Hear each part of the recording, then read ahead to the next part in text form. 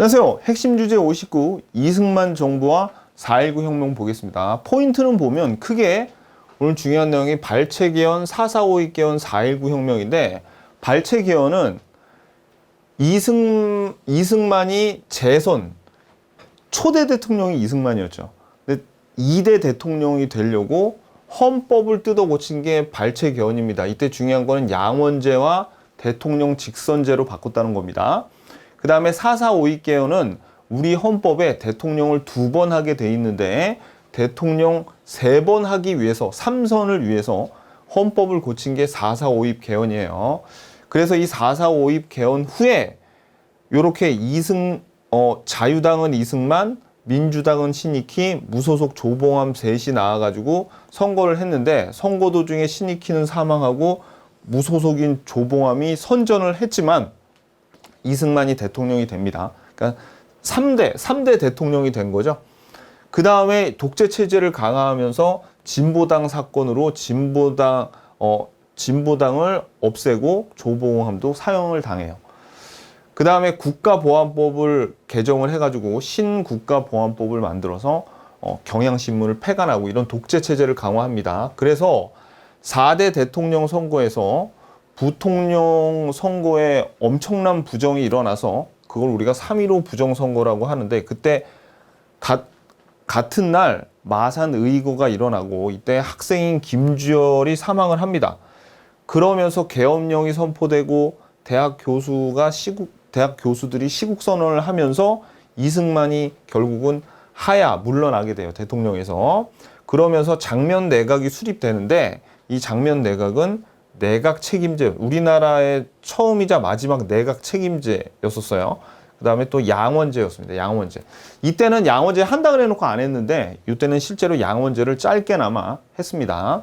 근데 조심하셔야 될 게 하나가 여기 지금 발췌개헌 대통령 2대 선거 요 시기 있죠? 연도를 봐봐요.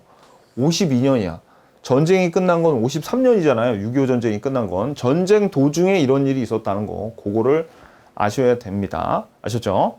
자, 기본서 250페이지 보시면 제1공화국부터 6공화국까지 나와 있는데 이 공화국이 바뀌려면 뭐가 바뀌어야 되냐면 헌법이 바뀌어야 됩니다. 헌법이. 그러니까 헌법을 바꾸는 걸 헌법을 개정한다 이렇게도 얘기하는데 그래서 개헌이라고 줄여서 얘기를 합니다. 근데 헌법을 개정한다 그래서 다 공화국이 바뀌는 게 아니라 헌법이 바뀌었어도 좀 중요한 국가 통치 체제 자체가 좀 바뀌었을 때 그때 공화국이 바뀌는 거거든요. 그래서 똑같은 대통령인데도 3공화국에서 4공화국으로 그러니까 뭐 대통령이 바뀌건 안 바뀌건 간에 헌법이 바뀌면서 중요한 통치 체제가 바뀌었을 때 공화국이 넘어가는 거예요. 그래서 지금 이제 우리 시험에 나옵니다. 이 1공화국은 이승만 정부 있죠. 이 이승만 정부 때는 그냥 다 1공화국이에요. 그래서 이승만 정부 때 뭐 대통령 간선제에서 직선제로 바뀌기도 했는데 뭐 그거 가지고는 공화국이 바뀌었다고 할 수 없고 그냥 이승만 정부 때가 1공화국입니다. 그 다음에 대통령제에서 내각 책임제로 바뀐 게 장면 내각 되게 짧아요. 요 2공화국이고 박정희 정부 들어서면서 다시 대통령제로 바뀌었어요. 그때가 3공화국입니다. 근데 박정희가 대통령이면서 이제 유신 체제라 그러는데 요때 대통령 직선제였어요. 직선제였다가 간선제로 간접 선거로 바꿨어. 그때를 제4공화국. 그 다음에 이제 전두환 정부가 들어서면서 대통령 연임제를 단임제로 바꿉니다. 요거는 제5공화국. 그 다음에 전두환 다음에 노태우 이후부터가 제6공화국. 현재까지 제6공화국이에요. 요렇게 구별을 합니다. 그럼 우리는 시험에 공화국으로 나올 수가 있어. 공화국으로 물어볼 때 제일 중요한 거는 여러분들이 1공화국 하고요. 그 다음에 박정희가 3공화국이고 전두환 때가 5공화국이다.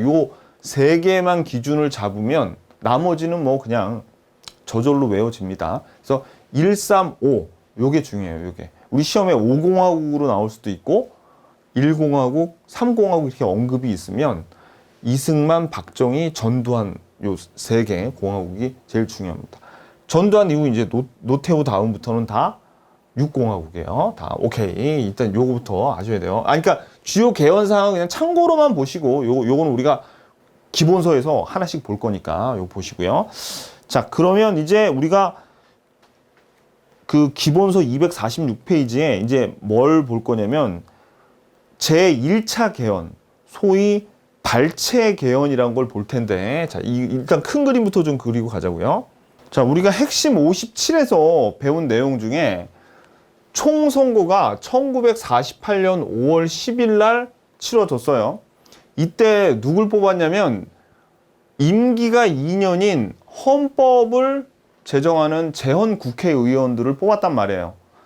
근데 이 다음에 국회의원들은 임기가 4년인데 요 재헌 국회의원만 그냥 너희들은 헌법만 제정하고 빨리 빠져. 이래가지고 임기가 2년이었거든요. 근데 이 재헌 국회의원들이 대통령을 뽑았죠. 왜? 간선제였으니까. 이 헌법에 보면 간접 선거제, 즉 국회의원들이 대통령을 뽑는다라는 간접 선거제였습니다. 그래서 이승만이 대통령이 됐는데 그때 임기는 4년이었지 않습니까? 그러면 언제까지 대통령 할 수 있는 거야? 52년까지 대통령 할 수 있는 거죠. 자, 근데 이 재헌 국회의원이 임기가 2년이었으니 50년 5월이니까 6.25가 50년 6월 25일에 터졌으니까 그 바로 전이네. 50년 5월에 국회의원 선거를 하게 된 겁니다. 근데 이 국회의원 선거를 해가지고 여당이 참패를 해요. 참패를. 그러면 2년 후에 1952년에 이제 대통령 선거를 이제 해야 될 텐데 지금 현재 간선제로 뽑으면 여기서 여당이 참패를 했죠. 그러면 간선제로 하면 이승만 대통령 또 할 수 있겠습니까? 없겠습니까? 없겠죠. 그러니까 이제 야, 이거 간선제로 하면 안 되겠는데? 라고 해요. 그리고 1952년이면 아직 6.25 전쟁 중이잖아요. 전쟁이 언제 끝났어? 53년 7월 달에 정전 협상을 하면서 6.25 전쟁이 끝났었죠. 그러니까 이때 전쟁 중이었단 말이에요. 전쟁 중. 그러니까 어떻게? 전쟁 중이니까 국회의원 이걸로는 안 되니까 직접 선거로 하면 대통령이 될 수도 있겠는데 라고 하면서 간선제였던 거를 직선제로 바꾸는 이제 그런 개헌을 한 게 발췌 개헌입니다. 자, 내용을 한번 보시자고요. 일단 큰 그림부터. 자, 봐봐요. 국회의원 선거에서 여당이 참패를 했다 그랬죠. 여당이 참패를 해요. 그래가지고 간선제를 하게 되면 이승만이 다시 대통령으로 재선할 가능성이 매우 희박해지죠. 그러니까 이승만이 이제 우익 단체들을 모아가지고 자유당을 창당을 하고 그 다음에 개헌을 하는데 이게 1차 개헌이거든요. 근데 요거를 우리가 발췌 개헌이라고 불러요. 왜 그런지는 이따가 우리 기본서 보면서 얘기할 거고. 그래서 발췌 개헌안을 통과시켜서 직선제로 바꾼 다음에 직접 선거로 바꾼 다음에 이승만이 당선이 됩니다. 그게 2대 대통령 선거였어요. 1952년에 있었던 거. 근데 여러분들 주의하셔야 될 게 지금 막 발췌 개헌 나오고 간선제에서 직선제로 대통령 선거를 바꿨다 이런 얘기가 지금 언제 일어나고 있는 거야? 6.25 전쟁 지금 부산에서 지금 일어나고 있는 거야. 부산에서. 왜? 부산은 뭐 지금 이때 임시 수도로 부산이었잖아요. 왜? 지금 북한이 쭉 밀고 들어와가지고 부산으로 처음에 피난 갔었잖아요. 그죠? 그래가지고 봐봐요. 정전 협정이 53년 7월이었는데 이 전에 지금 전쟁 중에 이런 일을 계속 하고 있는 거예요. 근데 2차 개헌 이따가 4.4 5.입 개헌 배울 텐데 이때부터는 이제 전쟁 끝나고 하는 건데 지금 우리가 배우고 있는 1차 개헌이 전쟁 중인 6.25 전쟁 중이라는 거를 여러분들이 아셔야 됩니다. 시험에도 출제가 돼요. 요거는. 그래서 서울이 안 나오고 여기서 지금 계속 부산이 나오는 겁니다. 부산 임시 수도에서 계속 이런 짓을 하고 있었어요. 전쟁 중에. 자, 그러면 이제 기본서 246페이지 지금 우리가 2대 대통령 선거를 하려고 1차 개헌을 했던, 즉 이걸 발췌 개헌이라 그러는데 요거를 한번 보자고요. 자, 그러면 기본서 246페이지. 자, 1차 개헌, 발췌 개헌. 봐봐요. 이 개헌이 이루어진 게 52년이잖아. 7월. 그러니까 이건 그래. 전쟁 중이네. 그죠? 배경을 볼게요. 배경. 50년 5월에 치러진 2대 국회의원 선거에서 이승만 계열이 210석 가운데 겨우 30석밖에 차지를 못했어요. 그래서 이제 국회의원이 대통령을 뽑는 간접 선거제인 간선제로는 이승만이 대통령이 될 가능성이 희박해졌죠. 그리고 또 지금 이 여당이 상당히 상태가 안 좋은 게 요 그냥 참고로 알아두세요. 이거는 오답으로 많이 나오는데 국민방위군 사건 비춰보세요. 6.25 도중에 어떤 사건이 있었냐면 51년 이제 일사후퇴면은 1월이죠. 얼마나 춥겠어. 1월이면은 제일 추운 달 아닙니까? 그죠? 겨울, 한겨울이야. 근데 이때 일사후퇴 하기 전에 인천 상륙 작전으로 거의 압록강까지 올라갔죠. 그랬는데 국민 방위군들을 소집을 했습니다. 그러니까 이게 민간인들을 군인으로 만들려고 자원을 한 사람들도 있고 이렇게 모았는데, 근데 군 고위층과 이 정치가 놈들이 얘네들이 군수 물자하고 식비 있죠. 이거를 횡령을 한 거야. 그러니까 지금 이제 사람들을 모아놨어. 사람들을 이제 방위군으로 쓰려고 모아놨는데, 군인으로 쓰려고 모아놨는데 이제 후퇴를 하게 됐어요. 후퇴를 하게 돼서 쭉 남쪽으로 내려와야 되는데 얘네들이 식비, 그 다음에 군수품 이런 거를 다 횡령을 하다 보니까 이 국민 방위군에게 밥도 제대로 못 주고 옷도 못 줘서 얇은 여름 옷 입고 내려가는 거야. 그러니까 어떻게 되겠어요? 정확하게 몇 명이 죽었는지도 모르는데 5만 명에서 10만 명 사이라 그래. 이거 봐봐요. 벌써 단위가 몇만 명이 굶어 죽거나 얼어 죽었어요. 너무나 처참한 사건이죠, 현대사에. 그죠? 이건 제가 뭐 유튜브에 나중에 시간이 되면 올리겠는데, 이런 사건들이 있으니까 민심이 또 바닥을 치는 겁니다.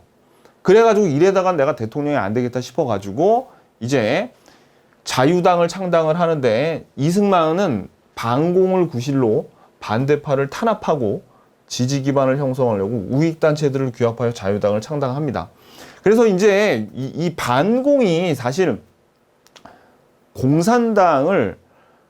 공산주의를 몰아내고 우리는 시장 자유주의를 채택하는 거는 문제가 없는데, 자꾸 이 정치하는 사람들이 반공이라고 하면서 그냥 자기 상대방을 배격하고 숙청하고 몰아내는 데 써먹는 거예요. 자꾸. 지금 이 경우도 마찬가지인데, 지금 그래서 반공을 구실로 많이 막 그냥 소위 우리가 뭐 빨갱이라 그래가지고 몰아가지고 막 이렇게 누명 씌워서 막 없애버리고 막 이제 그런다는 얘기입니다. 자, 아무튼 그래서 위기감에 자유당을 창당을 해요. 자, 그래서 이제 보자고요. 개헌을 하는데, 개헌이 어떤 내용이냐면 야당 쪽에서도 좋아하는 거를 뽑아서 하나 만들었어요. 그게 뭐냐면 양원제야, 양원제. 양원제가 뭐냐면 지금 우리나라는 국회의원이면 국회의원밖에 없잖아요. 국회의원밖에 없다고, 국회에. 근데 미국 같은 경우에는 양원제라서 상원 의원하고 하원 의원이 있어요. 이거를 양원제라고 하는 거예요. 그런데 야당 쪽에서는 뭘 하길 바랬냐면 대통령의 권한이 너무 강하니까 우리도 미국처럼 양원제 하자라고 주장을 했어요. 그리고 여당인 이승만 쪽에서는 야, 간선제로 하지 말고 직선제로 하자라고 요구를 했겠죠. 그러면 개헌 내용이, 그러니까 지금 1차 개헌이죠. 이 바뀐 1차 개헌이 야당이 원하는 거 하나를 뽑아내고 여당이 원하는 거 하나를 뽑아내서 발췌를 한 거죠. 그래서 우리가 발췌 개헌이라고 하는 거야. 여당이 좋아하는 거, 야당이 좋아하는 거 하나씩 발췌를 했다. 그래서 우리 시험에 여러분들이 이게 말로만 이렇게 나오는 게 아니라 헌법의 법조문을 그대로 냅니다. 봐봐요, 여러분들. 입법권은 국회가 행하는데 이게 법조문 그대로 제가 가져왔어요. 자, 밑줄 보세요. 국회는 민의원과 참의원으로서 구성한다. 요 말이 나와. 양원제가 이따가 장면 내각 2공화국에서 한 번 더 나오는데 아무튼 중요한 거는 자, 양원제는 민의원 참여, 그러니까 상원의원, 하원의원 개념입니다. 그냥 참의원, 민의원 나오면 아 양원제구나. 양원제는 지금 발췌기원에서 주장한 거네. 이걸 알아야 돼. 그죠? 그 다음에 대통령 직선제도 뭐라고 나오냐면 이것도 좀 그대로인데 대통령과 부통령은 이때는 부통령도 있었어요. 지금은 부통령 없어졌죠. 근데 60년대까지는 부통령이 있었어. 우리나라도. 자, 대통령과 부통령은 국민의 보통 평등 직접 비밀 투표에서 각각 선거하는데 여기서 중요한 말은 뭐예요? 아, 그렇지. 직접이란 말이야. 직접 선거를 한다고. 요 말이 들어가면 대통령 직선제란 말이 없더라도 요 말이 들어가니까 이거는 뭐야? 아, 대통령 직선제로 바꾸는구나 라는 걸 알아야죠. 오케이.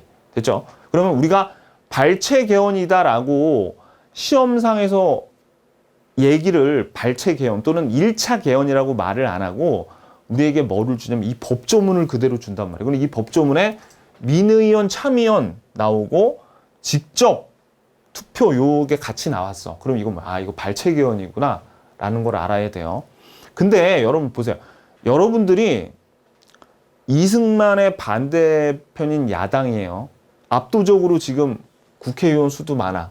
그러면 자기가 원하는 양원제 하나 던져줬다 그래서 이거 이 개헌안을 찬성하겠어요? 아니면 반대하겠어요? 아니 당연히 반대하겠지. 왜? 아니 이거는 양원제는 이렇게 하겠다고 개헌을 해놓고 실시도 안 했어요. 실제로 실시도 안 하고. 그러니까 결국 목적은 뭐야? 대통령 직선제를 해가지고 대통령이 되겠다는 목적이라는 게 뻔히 보이죠. 너무나 뻔히 보이잖아. 그러니까 어떻게 하냐면 요 법을 통과시키는 것도 상당히 좀 비민주적인 그런 과정을 거쳤어요. 보세요. 자, 그래서 먼저 발췌 개헌안을 제출하는데 대통령 직선제를 골자로 하는 여당 측의 개헌안과 양원제의 내각 책임제를 골자로 하는 야당 측의 개헌 발췌. 그러니까 둘 다 원하는 거 하나씩을 뽑아서 국회에 제출을 했는데 야당 쪽에서는 당연히 아무리 양원제를 던져줘도 반대를 했다 이거야. 반대를 했어. 그래서 자 여기 별표 부산 정치 파동. 근데 다시 한번 말씀드리지만 지금 이거 전쟁 중이에요. 전쟁 중이야. 52년 임시 수도 부산에서 그러니까 부산 정치 파동이죠. 이제 개헌 이게 지금 요게 통과가 안 되니까 국회에서 통과가 안 되니까 계엄령을 선포해 버립니다. 계엄령을 선포해 버려.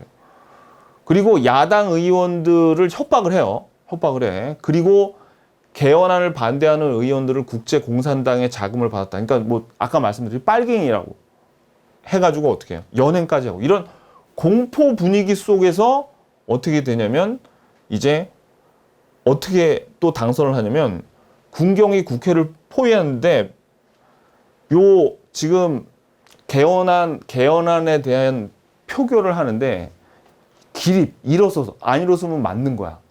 그 자리에서. 그러니까 어떻게 아니 죽던가. 그래서 어떻게 해요?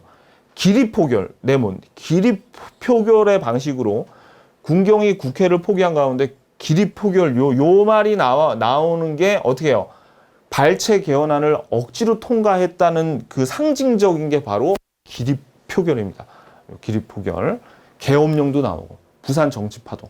요거. 그래서 헌법이 이제 개정이 됐습니다. 이 발췌 개헌안이 그래서 통과가 된 거예요. 기립 표결로 인해서. 그래서 이승만이 2대 대통령 선거에서 국민투표. 여기서 요거는 간선제가 아니라 이제 직선제로 바뀌었으니까 국민투표로 당선이 됐겠죠. 이때는 전쟁 중이기 때문에 어떻게 해요?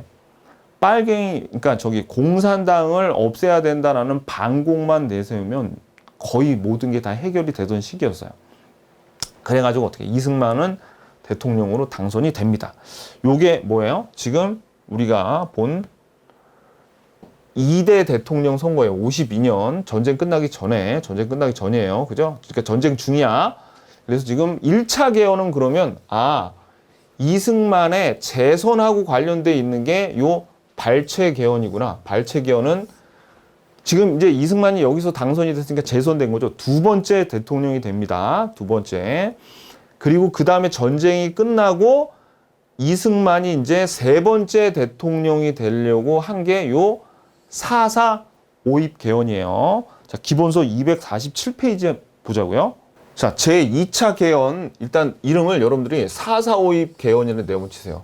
아까 1차 개헌은 발췌 개헌, 2차 개헌은 4.4 오입 개헌, 발췌 개헌, 4.4 오입 개헌으로 알아두셔야 됩니다. 그 말은 무슨 얘기냐면 아까 1차 개헌, 한 번 헌법을 개정했어. 헌법을 뜯어 고쳤는데 이번에 두 번째 헌법을 뜯어 고치겠다는 얘기예요. 근데 4.4 오입이 뭔 뜻이냐면 이게 반올림이란 뜻입니다. 반올림. 여러분, 반올림이라는 게 뭐예요? 반올림이라는 게 이런 거죠. 예를 들어서 135.6이라는 숫자가 있고 135.3이라는 숫자가 있어요. 그러면 요거는 5보다 크니까 요거를 제거하고 136으로 요걸 만들거나 아니면 135.3은 이건 5보다 작으니까 그냥 135로 보자. 이게 반올림 아닙니까? 그죠? 이걸 했다고, 이걸 했어. 반올림을 해가지고 개헌을 시킨 게 바로 요 4.4 오입 개헌입니다. 그럼 그 목적은 뭐냐면, 자, 그럼 이 4.4 오입 개헌, 반올림 개헌은 뭐냐면, 목적이 이거예요. 우리 48년에 1대 대통령 선거하고 52년에 2대 대통령 선거했죠. 그래가지고 1대 대통령으로 이승만이 됐어요. 그리고 이승만이 발췌 개헌으로 직선제로 뜯어 고쳐가지고 재선까지 했단 말이에요. 근데 이제 56년에 3대 대통령 선거를 하는데 지금 요 4.4 오입 개헌이 54년이니까 그 전에 미리 대통령이 3선은 불가능했기 때문에 헌법에 의해서 이승만의 3선을 위해서 개헌을 추진하는 거예요. 56년 대통령 선거를 위해서 미리 개헌을 해 놓는 겁니다. 자, 그래서 근데 헌법은 뭐라고 나와 있냐면 이렇게 나왔어요. 우리 법조문이 그대로 시험에 나와요. 그럼 그대로 알아두세요. 헌법에 55조에 뭐라고 나와 있냐면 대통령과 부통령의 임기는 4년으로 하는데 밑줄 단 재선에 의해서 1차 중임을 할 수 있다고 나왔어. 그러면 아까 이승만이 1대 대통령 되고 2대 대통령 재선까지 했죠. 그러면 헌법에 의해서 이번에 56년에 시행하는 3대 대통령 선거에는 못 나가잖아요. 이 헌법에 의하면. 그러니까 이제 헌법을 뜯어 고치려고 그럽니다. 개헌을 어떻게 했냐면 이건 좀 되게 좀 얍삽한데 봐봐요. 헌법이 1조부터 본조가 쭈르르르 1조부터 쭉 1조, 2조, 3조 쫙 나와. 그런 다음에 제일 마지막에 가면 덧붙이는 헌법이라서 붙이기라고 나오거든요. 그것도 제일 마지막 줄에 뭐라고 썼냐면 이렇게 썼습니다.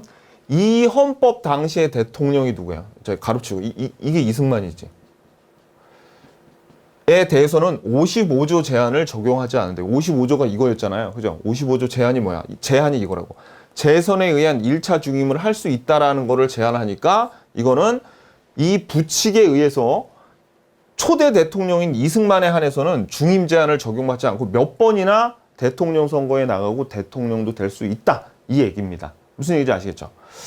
이렇게 개헌을 하려고 그러니까 자, 이때 근데 54년도에 선거에선 자유당이 다수를 차지하고 있었는데 야당 측에서는 반대를 해요. 근데 자유당이 다수이긴 한데 3분의 2의 찬성을 해야 돼. 국회의원이. 그래야지 이 찬성 요 개헌안이 통과가 되는데 자, 보세요. 이제 반올림 들어갑니다. 봐봐요.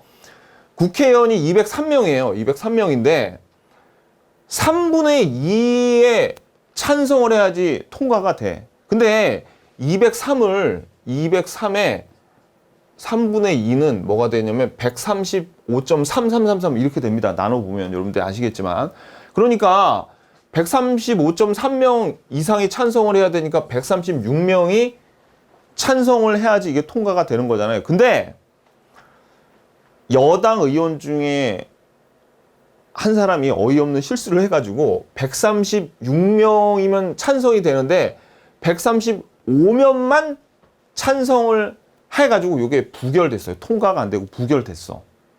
그런데 이거를 어떻게 우기냐면 아까 봐봐요. 135.3은 요게 5보다 작으니까 이걸 제거하면 135죠. 그러니까 203명 중에 3분의 2, 135로 보고 136명이 아니라 135명만 통과하면 되잖아!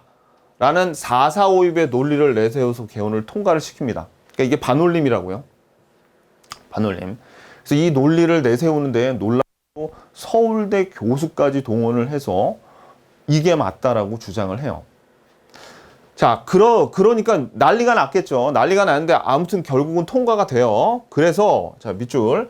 이 개헌에 반대해서 범야당 연합 모임인 호원동지회가 결성이 됐어요. 그러니까 야당들이 야 이건 해도 너무하는데 이 4.4.5입 개헌이라니 이건 말도 안 돼 하면서 호원동지회 헌법을 수호하자 보호하자는 동지회가 만들어졌고 요게 후에 민주당이 됩니다. 민주당이.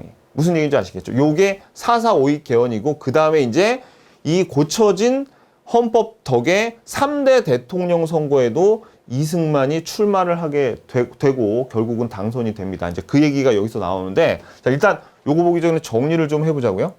지금 우리가 보고 있는 게 지금 3대 대통령 선거를 위해서 2년 전에 4.4.5입 개헌한 내용을 지금 본 거예요.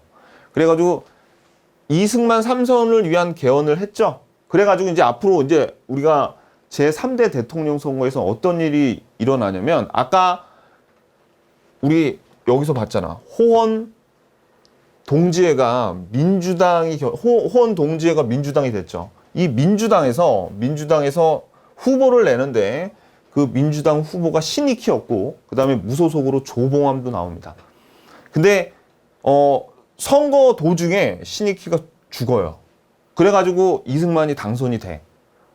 그래서 이승만이 당선이 된 다음에 근데 이때 이 무소속인 조봉암이 굉장히 선전을 했거든요. 막 30% 이상의 득표율을 얻어서 굉장히 선전을 했는데 그리고 이제 진보당을 조봉암이 진보당을 창당을 했어요. 근데 이승만이 진보당 사건을 일으켜서 진보당을 해체시키고 조봉암을 사형을 시키고요. 그 다음에 국가보안법을 개정해서 신국가보안법이라 그래서 그걸 개정을 해가지고 그 경향신문을 폐간을 시킵니다. 이제 그 내용에 대해서 살펴보도록 할게요. 기본서 다시 돌아가시고 자 이제 이승만이 4.4.5입 개헌을 통해서 3대 대통령 선거에 나갈 수 있게 됐죠. 그래서 이제 대통령 선거를 나가는데 자, 과정을 볼게요. 일단 호원 동지회가 민주당이 됐다 그랬잖아요. 그래서 밑줄 구호까지 못 살겠다 갈아보자 라는 구호를 내세우며 신익희 동그라미 신익희가 대통령 후보였어요. 그리고 무소속으로 조봉암이 후보로 나왔어. 조봉암 동그라미. 근데 여당인 자유당은 밑줄 갈아봤자 별 수 없다라는 구호를 내세우면서 이승만 동그라미 자, 뭐 부통령 후보는 몰라도 됩니다.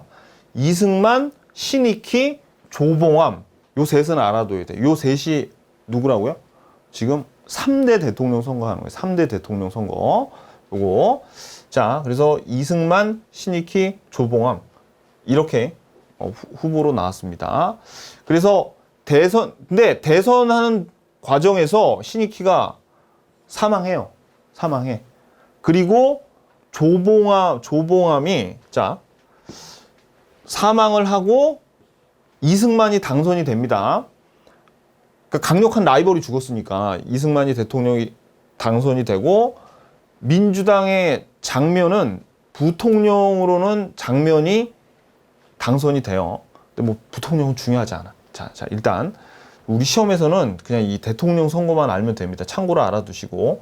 근데 조봉암은 낙선을 하긴 했지만 유효표의 30%를 득표하면서 선전을 합니다.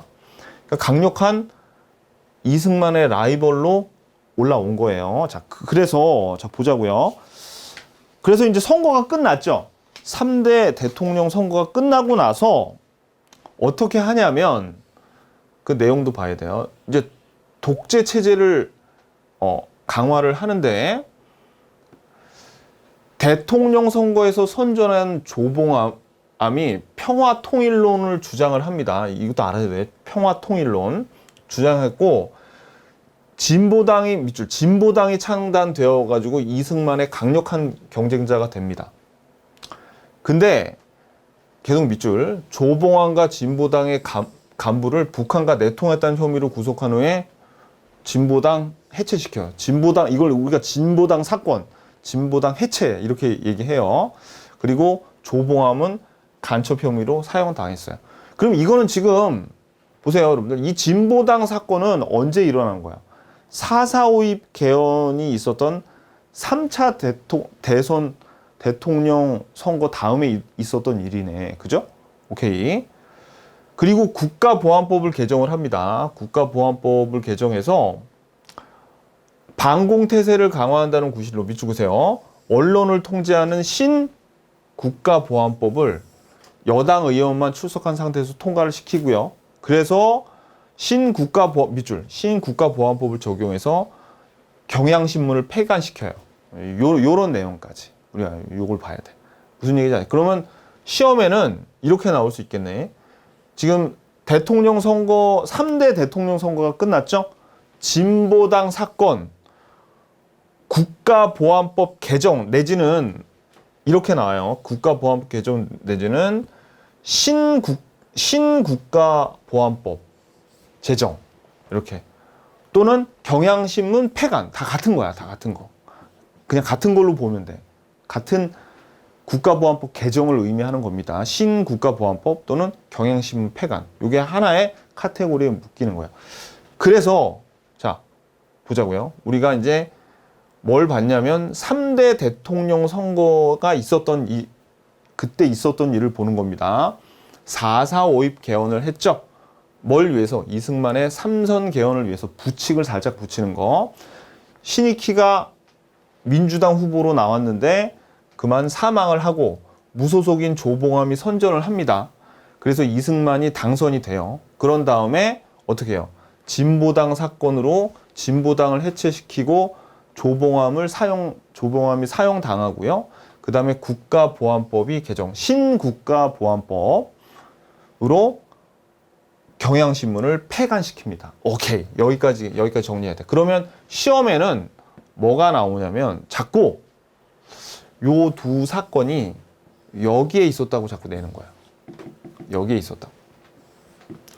발췌 개헌한 다음에 있었다. 계속 이렇게 냅니다. 조심하셔야지. 순서를 잘 아셔야 됩니다.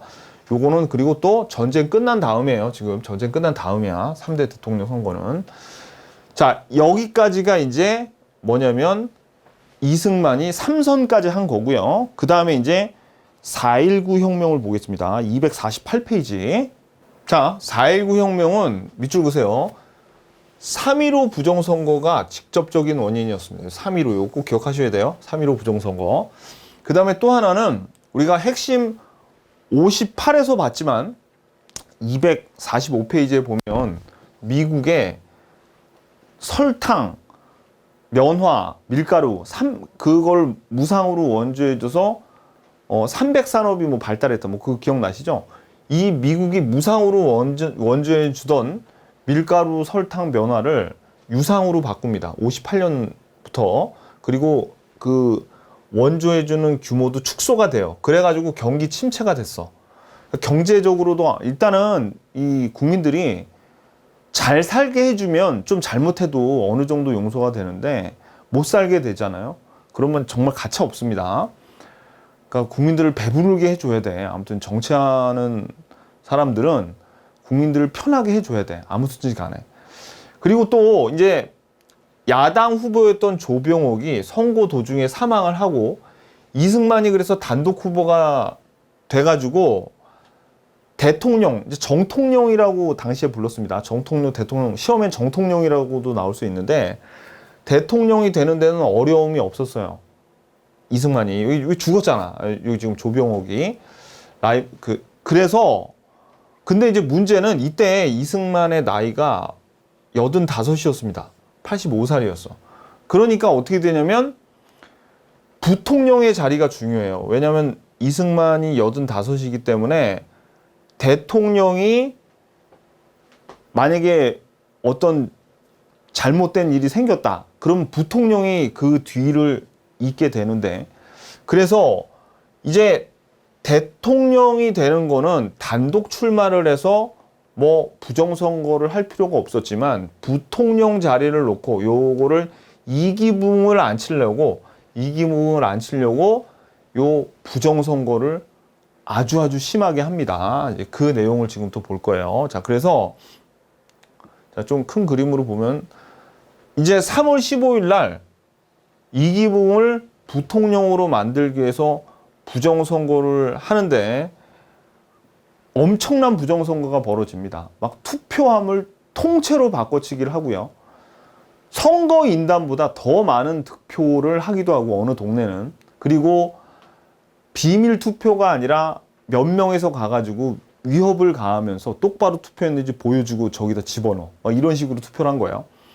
그래가지고 그 당일날 마산에서 이제 요 부정선거에 대한 시위가 일어납니다.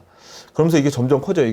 그래서 당일날 그래서 마산 의거를 시작으로 해가지고 시위가 일어나는데 김주열 학생이 사망하는 사건이 생겨요. 이것도 아주 진짜 좀 학생인데 좀 굉장히 얘기가 굉장히 좀 참혹하게 죽었어요. 그리고 시신은 버려지고, 그래가지고 이제 시위가 점점 거세지고, 또 계엄령도 선포를 하고 대학 교수가 시국선언을 하면서 점점 이제 그 목소리가 커지니까 이승만이 결국 하야를 합니다. 이때가 이제 뭐에 관련되냐면 이제 4대 대통령, 부통령 선거에 관련된 내용이 요 4.19 혁명이에요. 그래서 이승만이 하야하게 됩니다. 지금 이제 4년씩 이렇게 되죠. 자, 그래서 볼게요. 그래서 이제 전개를 보면, 전개를 보면 3.15 부정선거 밑줄, 자유당이 부통령을 이기붕을 당선시키기 위해서 3월 15일에 실시된 부통령 선거에서 투표함을 바꿔치기 하는 등 온갖 불법적인 방법으로 부정선거를 자행했죠. 자, 그래서 이제 4.19 의거하면 시험에 4.19 의거 또는 4.19 혁명을 직접적으로 주면 우리가 너무나 4.19에 대해서 그래도 잘 알고 있기 때문에 마산 3.15 의거를 시험에 더 잘 냅니다. 별표. 그래서 밑줄 그으세요. 선거 당일인 3월 15일 마산에서 부정선거에 대한 항의 시위가 전개돼요. 그래서 정부의 무력지담으로 많은 사상자가 발생하고, 밑줄 그으세요. 요 시위에 참가했던 김주열 학생의 시신이 발견되면서 시위가 확산. 김주열 학생 요 대목. 김주열 학생이 나와도 4.19 혁명과 관련이 돼 있구나 라는 걸 아셔야 됩니다. 그래서 이제 시위가 전국적으로 확산되는데 이승만 정부가 마산 시위의 배후로 또 이제 소위 빨갱이로 몰아가지고 어떻게 해결을 하려고 그랬는데 너무나 이게 일이 커져가지고 전국적으로 다 확산이 됐습니다. 배후로 공산당을 지목하면서 어떻게 하려고 그랬는데 이제 분노의 찰대로 찬 거죠. 이제 국민들이. 자, 그 다음에 넘겨보세요. 249페이지. 자, 그래서 이제 4.19 혁명 때 이제 어떤 일이 일어나는지 이걸 보자고요. 자, 일단 마산 의거가 이제 4.19 혁명의 그 발단이 된 거 보면, 자, 그래서 4.19 혁명은 일단 고려대 학생들이 폭력배에게 습격을 받아 부상을 당합니다. 그래가지고 서울 시내 대학생들이 총 걸기 선언문을 낭독해요, 밑줄. 그래서 이제 이 대학생들이 이제 움직이고요. 심지어는 고등학생, 시민들, 나중에는 초등학교 학생들까지 시위를 가담을 한 경우도 있었어요. 그래서 다 합세를 하게 돼요. 점점 커지는 거죠. 대학생에서부터. 그 다음에는 경무대, 일부 시위대가 경무대는 지금 청와대예요. 지금 청와대. 이때는 경무대라고 불렀어요. 시위대가 접근을 하니까 무차별 총국을 위한 계엄령 동그라미. 계엄령을 선포했어요. 계엄령. 자, 대학생들이 시위를 시작했죠. 고려대 학생 어쩌고 나올 겁니다. 우리 시험에. 그리고 이제 시위가 점점 확산되는 과정에서 계엄령을 선포했어. 그리고 자, 요거 별표. 대학 교수단이 이승만의 퇴진을 요구하는 시국선언문을 발표하고 시위를 전개. 시국선언문 네모, 대학 교수 동그라미. 자, 이렇게까지 이제 된 겁니다. 그러니까 이승만이 도저히 안 되겠다 싶어서 이제 하야를 결정을 하죠. 그래서 이승만이 국민이 원한다면 대통령을 사임하겠습니다라고 성명을 발표를 했습니다. 그래 가지고 이제 자, 사람 이름 알아두세요. 허정의 과도정부가 수립이 되고 이제 3차 개헌이 되는데 이 3차 개헌이 대통령제에서 내각 책임제가 된 거예요. 그래서 외무장관 허정을 수반으로 하는 과도정부가 수립 밑줄. 자, 밑줄. 그래서 자, 3차 개헌에서는 내각 책임제하고 양원제 한 번 더 나와요. 이제 여기서 나오고 더 이상 양원제는 안 나와요. 국회로 헌법을 개정을 합니다. 이렇게. 여기까지가 4.19 혁명에 대한 내용이에요. 4.19 혁명에 대한 내용. 오늘 중요한 건 다 끝났습니다. 그래가지고 이제 제1공화국이 끝난 거예요. 제1공화국이 여기서 제1공화국이 끝났습니다. 여기 4.19 혁명으로 내리고 그 다음에 이제 제2공화국이 제2공화국 요거 박정희가 군사정변을 일으키기 요 약 1년에서 2년 사이 조금 요 그 사이 요게 이제 제2공화국이에요. 요 장면 내각. 자, 그 내용을 이제 볼게요. 이제 요건 그냥 중요한 건 다 끝났어. 4.19 혁명까지가 중요하고 여기는 그냥 보시면 됩니다. 자, 근데 자 봐봐요. 3차 개헌에 따라 실시한 5대 총선거에서는 민주당이 압승을 거뒀습니다.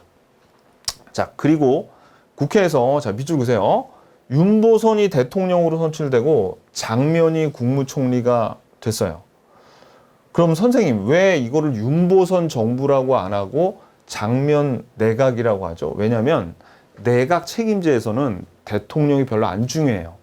대통령제에서는 대통령이 최고인데 내각 책임제에서는 총리 또는 수상이 최고입니다.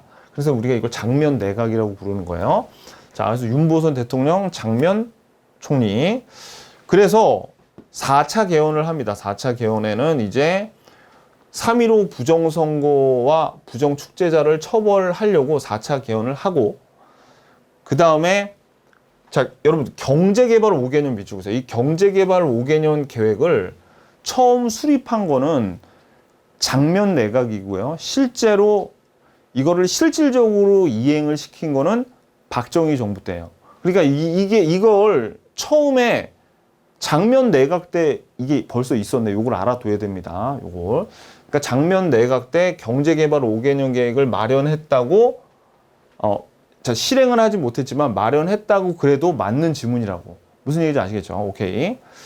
그 다음에 그동안은 북한하고 같이 통일 논의만 해도 공산당 아니야? 빨갱이 아니야? 이러면서 몰아갔는데 이제는 어떻게 해요? 이제 통일에 대한 목소리가 나오기 시작한 겁니다. 조봉암도 평화통일론 내세웠다가 공산주의자로 몰려서 사형당했잖아요. 자, 그것처럼 보세요. 이제 밑줄 학생들은 가자 북으로 오라 남으로라는 구호를 내서 남북한 학생회담을 주장하고요. 또 장면 내각은 남북 총선거, 자, 남북 이제 총선거를 통해서 평화통일론을 채택했는데 남북 대화는 소극적이었습니다. 뭐 하고자 하는 건 많았는데 여기서 제대로 실행된 게 별로 없어요. 제대로. 자, 아무튼 근데 이런 남북 화해의 움직임이 있었구나. 장면 내각에서는 이제 그거를 좀 알아두셔야 됩니다. 자, 다시. 자, 그래서 여기서 중요한 거는 대통령 윤보선 국무총리 장면이 됐어. 활동은 무슨 개헌을 하나 했어요. 뭐 그렇게 중요하지 않은 거. 그 다음에 경제개발 5개년 계획을 세우긴 세웠구나. 그죠? 그리고 통일론이 남북 학생회담을 주장을 했어. 그리고 평화통일론을 채택을 했는데 소극적이었습니다.